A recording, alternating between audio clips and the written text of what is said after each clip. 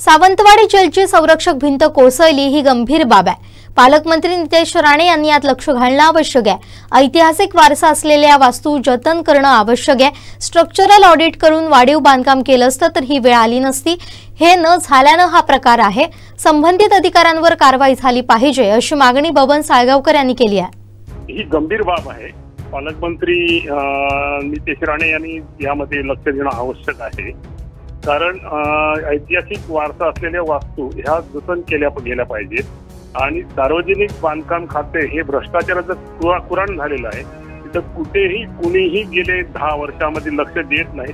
त्यांना मनमानी सार्वजनिक बांधकाम खात्याची चाललेली आहे। सार्वजनिक बांधकाम खात्याने जर ऑडिट करून जर त्याच्या स्ट्रक्चरल ऑडिट झालं असतं तर त्याला चांगले रिझल्ट दिसले असते, परंतु त्यांनी स्ट्रक्चरल ऑडिट करायच्या अगोदर त्याच्यावरती वजनदार भिंत निर्माण केली।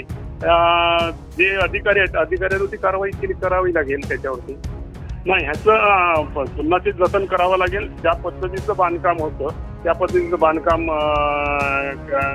शासनाने करावं।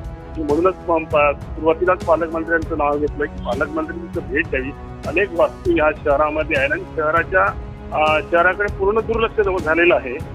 तर पालकमंत्र्यांनी आता त्यांच्याकडनं अपेक्षा आहेत लोकांच्या, त्यांनी लक्ष द्यावं या ठिकाणी।